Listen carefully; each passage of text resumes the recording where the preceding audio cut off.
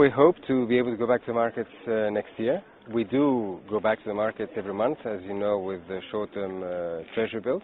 But depending on how the general situation evolves, and of course how successful we are with our own program, we hope to be back in 2012. Does that mean we can rule out a return to the markets in 2011? Because you've sort of left the door open. Indeed, we're not closing that door. We have announced that once we finish with the procedures that are necessary, we'll be rolling out a diaspora bond.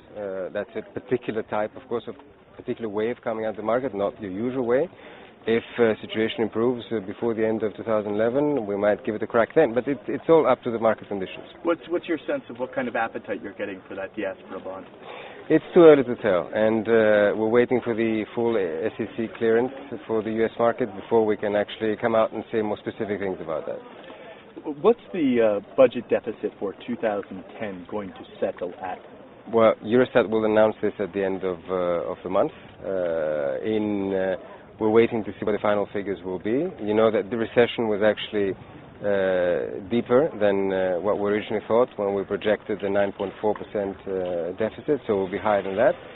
We'll see what the final figures show, but in any case, I think it's important to note what a remarkable reduction in the deficit was achieved in 2010. Wherever the number settles, it will have been an unprecedented reduction in the deficit. How is this year going?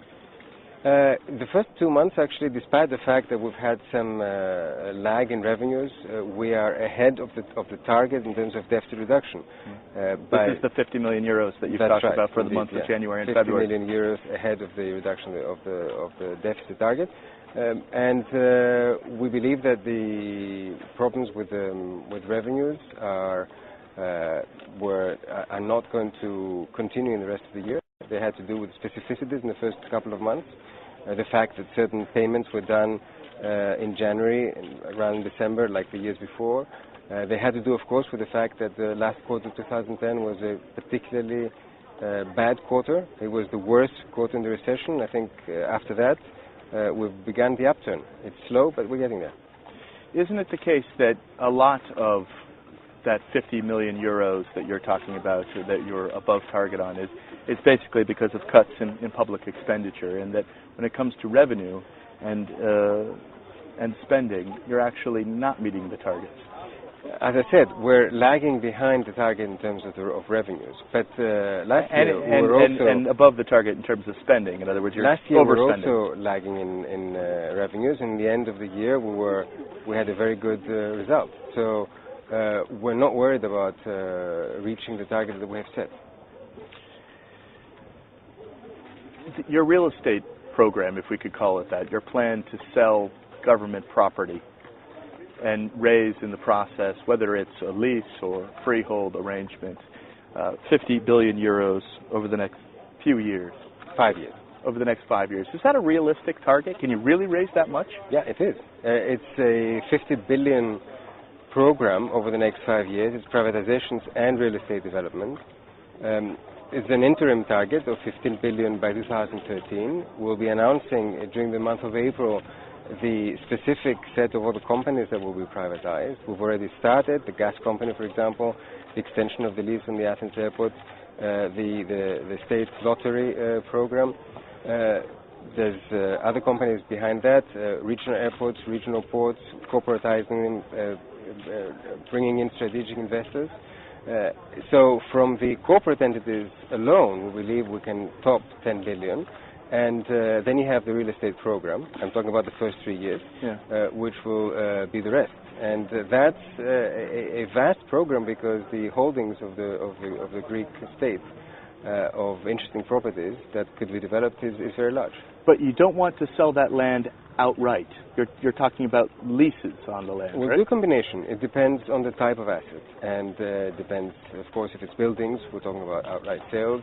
If it's large tracts of land that have a particular value, investors themselves who come and talk to us at the moment talk more about long-term leases rather than outright sales. So we'll be flexible. You really think that there would be an appetite? Because obviously there's been some suggestions that private investors wouldn't be interested in land sales when the land wasn't sold outright, because of course then they wouldn't be able to sell the properties on that land.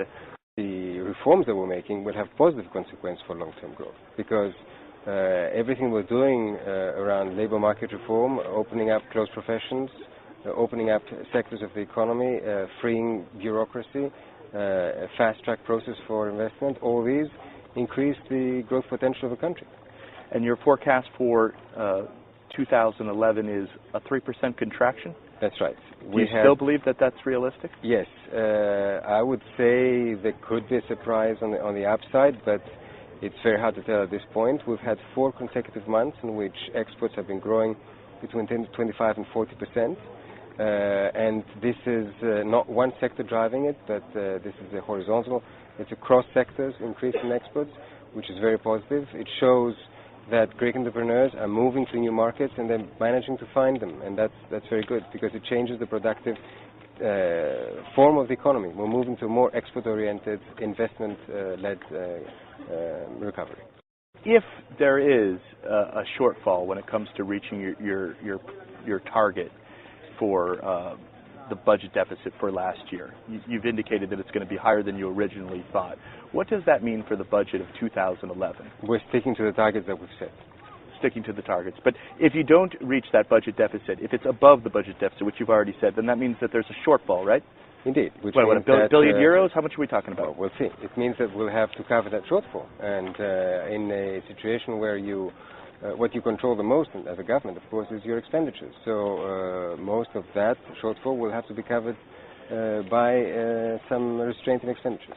Can you unequivocally rule out a restructuring of Greek debt? Absolutely. And I'm not the only one that is unequivocally ruling it out.